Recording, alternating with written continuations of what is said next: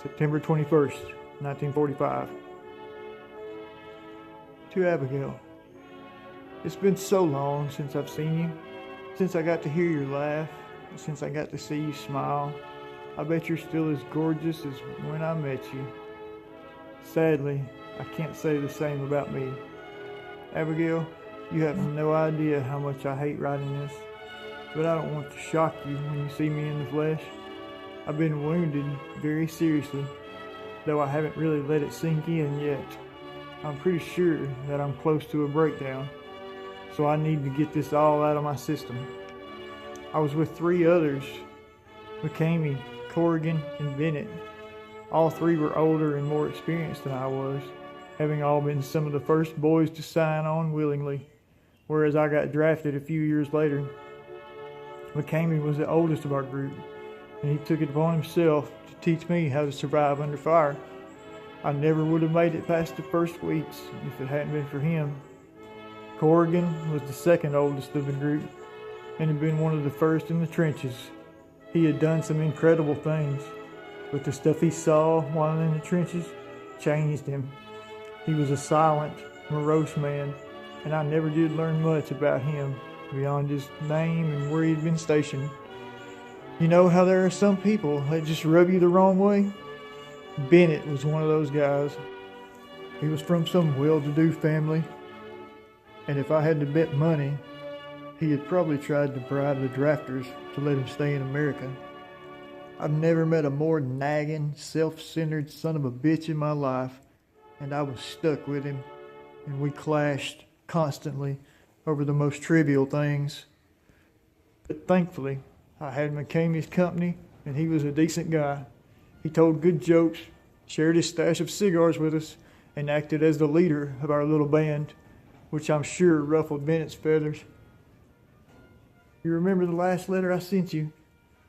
The one where I said that I'd be coming home a few weeks early? I'm sad to say that I've been delayed, although it was for a good reason. You see, even though Hitler was dead and most of his empire had fallen, there were still some rats in the rubble, and some of us were called back to provide some pest control. We were on the trail of Johann Hess and some of his toadies. Hess, a mean son of a bitch Nazi, if there ever was one. The kind of man who could smile at you like he was your friend and shoot you in the gut as he did and not ever take his eyes off yours. Hess was one of the last remaining scumbags in Hitler's higher echelon. From what I was told, it sounded like he was a member of Hitler's occult group, the Thule Society. I didn't know much about it when we went in, but now I've learned that Hitler was obsessed with various forms of magic. Alchemy, voodoo, pagan rites, even the Jewish Kabbalah that some say Rabbi Loeb of Prague used to make a golem. Pretty fucking crazy, right? I also found out that the Thule Society had been conducting global investigations in countries that they deemed places of interest. Africa, Haiti, Greenland, Scotland, and Saudi Arabia, to be precise. Looking back, I don't think that knowing that any of this beforehand would have helped. I'm not the most historically versed yet in the world, and I wouldn't have cared or remembered about the info. All I was concerned with at the time was bagging Hess. But I can't stop myself from wondering if things might have gone differently, if my comrades and I even had the slightest inkling as to what we were up against. We were crossing through the Vishka Forest, a pretty big place, big enough so that it seems like it goes on forever. It's filled with the tallest trees that I've ever seen, and it was so damn quiet in there. I've never seen a single fox or a rabbit or a bird while I was in there. And the others didn't see anything either. We had been in the forest for about a day, and the sun was going down. It was getting colder, and the sounds of animals were getting louder as we went deeper. Why can't that stupid kraut just surrender? We've been here too damn long, whined Bennett, earning him a glare from McCamey. Shut it, Bennett, he growled. We might actually catch him if you keep quiet. Bennett scowled, but did as he was told. That was another thing about him that I didn't like. He was a coward. and cowards have no place in the trenches or on the battlefield. He stayed silent until we set up camp. The spot we picked was a small hill, surrounded by trees on all sides and littered with old stones that jutted up from the ground in such a way as to provide excellent cover should we come under fire. I had unrolled my bedroll and was just beginning to lie down when I heard it, a long, low, whistling howl that seemed to split the night like a missile through a cloud cover. Each of us started and turned our heads in the direction of the howl. The sound had come from the north of the hill, which was densely wooded, save for a clearing that was big enough to be seen from our vantage point. The howl died down quickly, but none of us moved or spoke for a good few minutes. The one who broke the silence was Bennett, who asked, "What the hell was that?" in a low, trembling voice. I could see the desire to run away on his face as clear as day. "I don't know, but it didn't sound like any wolf I've ever heard," muttered Corrigan, his hand straying to his sidearm. "Do you think Hess and his goons were the ones making those sounds?" I asked McCamey. The soldier opened his mouth to reply, but he was interrupted by the sounds of distant gunfire. The racket stopped, or was cut off abruptly, and the suddenness of it made sure that any hopes we had of getting some shut-eye were dashed. For the next few hours, we sat crouched behind some of the stones, our guns at the ready. My grip on my rifle was so tight, it was a wonder I was able to uncurl my fingers. After the first hour passed, the feeling of dread that hung over the camp was like a fog. I could taste it in the back of my throat like bad medicine. I've learned to be wary the hard way, Abigail. I learned from watching my comrades get cut down in ambushes, from wading in muddy trenches, and listening to biplanes roar overhead, from seeing the shadowed SS soldiers pouring out from their tanks like jackbooted ants.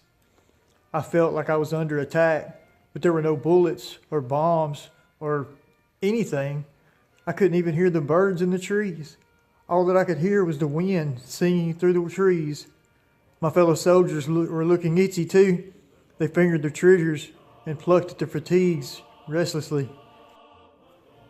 Eventually, McCamey and Corrigan ventured a ways down the hill to gather firewood while Bennett and I watched their backs. Once the fire was lit, I let its warmth loosen my joints and tried to calm down as best I could, but the unease was still coiled around my heart like a python. I decided to get up and pace the camp, letting the fire's glow illuminate my path. It was this glow that led me to notice something about our surroundings, something that I hadn't picked up on before. The stones weren't spaced naturally. There was an artificiality about their positions and distance apart that I hadn't noticed before. These stones were arranged in a pattern. I paced it out and drew a mental picture, and what I got the impression of was that the stones formed a crude spiral with our campfire resting in the center. Something about that mental picture made me shudder. I don't know what it was, but it ratcheted up the tension in my body quickly. I decided to stop looking around and return to the campfire. I was just getting to the point where I could feel the heat on my face and my cold cheeks when all we heard was sounds of panicked gasping and heavy footfalls crashing through the underbrush. We barely had time to ready our guns before a thin, wild-eyed man leapt out from the darkness and fell to the ground, panting and wheezing. In the fire's light, I could see the black cloth coat, the muddy jackboots, and the silver swastika pinned to his lapel. Then the man raised his head and said in a thickly accented English, "Please, for the love of God, protect me." We all stared at him and recognized the man to be Johann Hess, the man we were after. Bennett was surprisingly the first to move forwards. Well, looks like we don't have to find the kraut because the kraut found us." He laughed at his own joke, but the rest of us were too stunned to respond, not just by Hess's sudden appearance, but by the animal terror that burned behind his eyes in place of the cold, uncaring gaze that I had seen in his photos. "You have to get me out of here," he cried, again, getting to his knees. "It won't be long before—" Bennett slugged him in the face with a growl of, "Shut it, you Nazi piece of shit! We're going to get you out of here, all right, but we ain't taking you to Tahiti. You're going far away for a long damn time." "I don't care," shouted Hess, ignoring the blood running down his face. "It's coming!"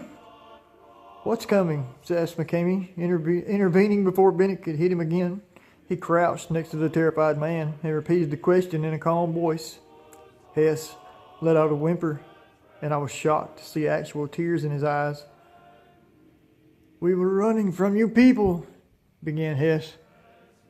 "There's a place not far from here that is a designated bunker. Only a secret few of us knew about it. It's near the clearing." "Who else is with you?" asked McCamey, his voice still soft. "Arnold Grimmel, Arnold Cross, and Emil Talk," said Hess, his voice still teetering near hysteria. "Where are they?" asked Corrigan, sounding impatient. The Nazi shook his head. "Dead. All dead. It took them."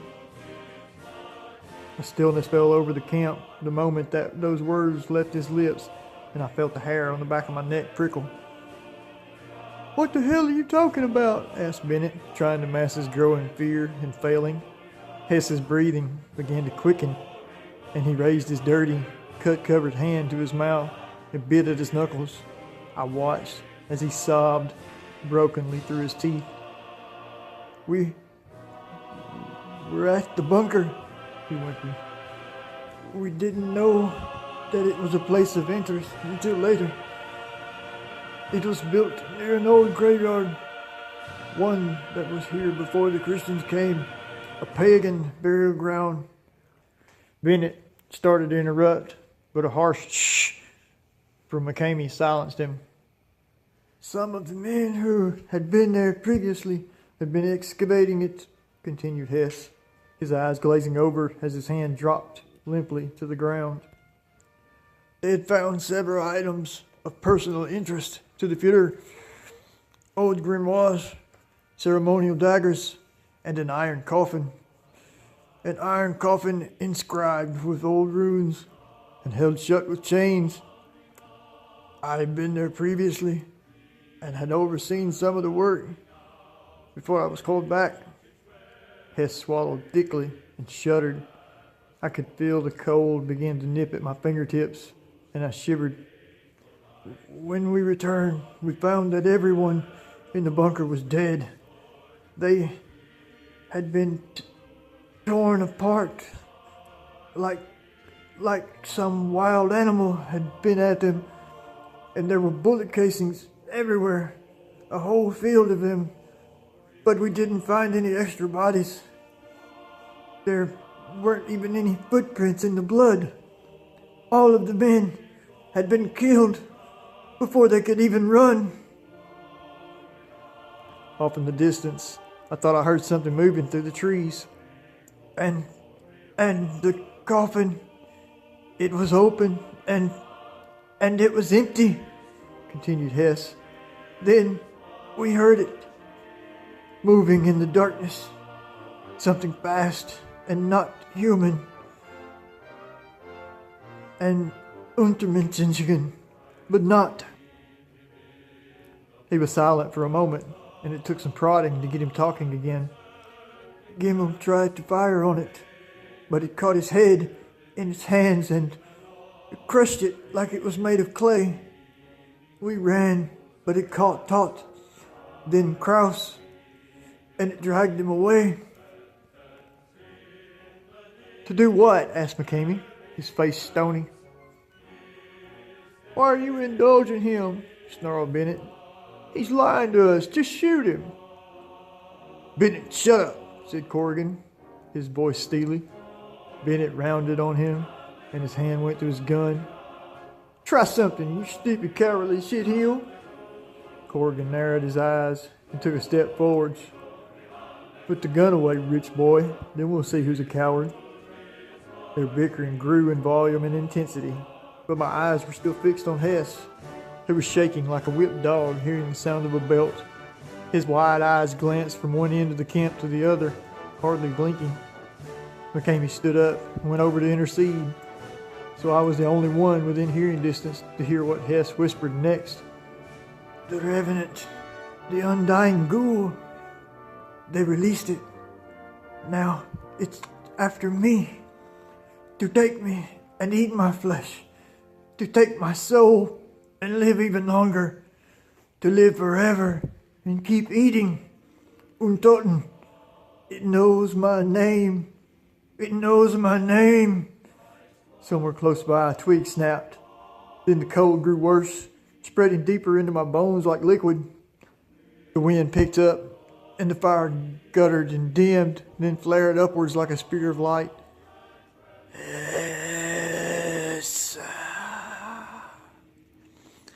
The voice came up into the camp from all sides, coming in on the cold breeze that stirred the thin branches of the trees that made the leaves rustle. Despite the noise, the voice was still distinct above all else. It was chilling. The voice was so lonely and yet so angry. It made me want to run as fast as I could away from the camp. "You see," shouted Hess, getting to his feet and pointing to the shadows that lay just outside of our campfire. "It's here. It came for Kraus. It came for Gimmel. It came for Tot. And now it's come for me. Mein Gott in Himmel, it's almost here." Corrigan grabbed the Nazi and threw him to the ground as the rest of us rose to our feet and readied our guns, training them at the deep darkness around us. There was a moment of silence in which I could hear nothing but my own heartbeat. Then the voice called out again, closer, but still impossible to pinpoint. "Yes." Bennett, still hot from his argument, was the first to fire, letting off a spray of lead that was swallowed up by the darkness. Bennett kept firing until his gun clicked empty, and by that time he was soaked in sweat and his eyes were wild. "Yes." The voice was even closer, and it seemed to me that all the loneliness and anger that I had heard before had transformed into something else. It sounded hungry. "Come out and fight, you coward," roared Bennett, searching his pockets for more ammo. Just as he pulled out a handful of bullets and was starting to reload, a figure shambled out from the deep shadows and came into the light. Have you ever seen one of those dime store horror comics before? The ones that have zombies or living corpses on the covers?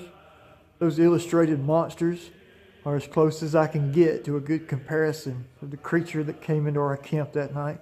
It was tall and dressed in tattered rags which flapped around its gaunt body in the wind. His skin was all dried out, brown like leather and wrinkled like old newspaper.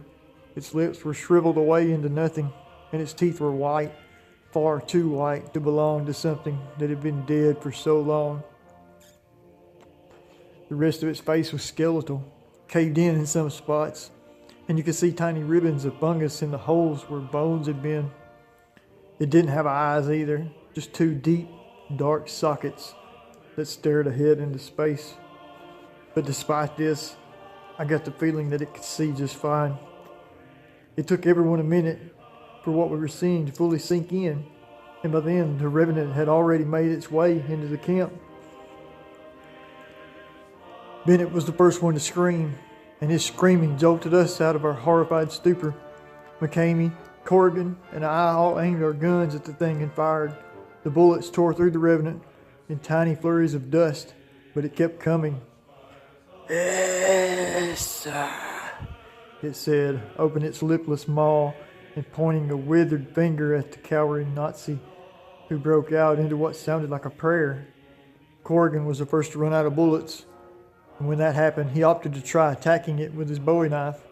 He unsheathed it and ran at the Revenant, bringing it up and then down in a deadly arc as he did. The Revenant caught the knife with one hand and tore it free from Corrigan's grip.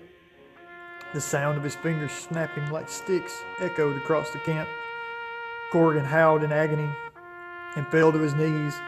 You could see the blood gushing from the pulpit mess that had once been his hand.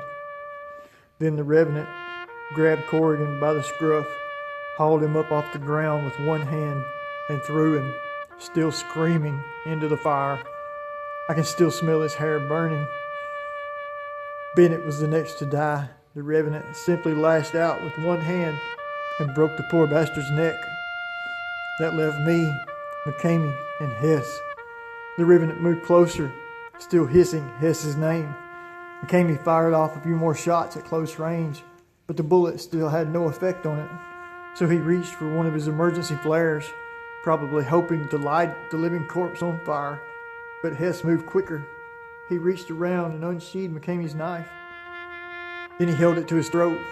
Turning to me, he barked, "Stop that monster, or your friend dies!" What could I do?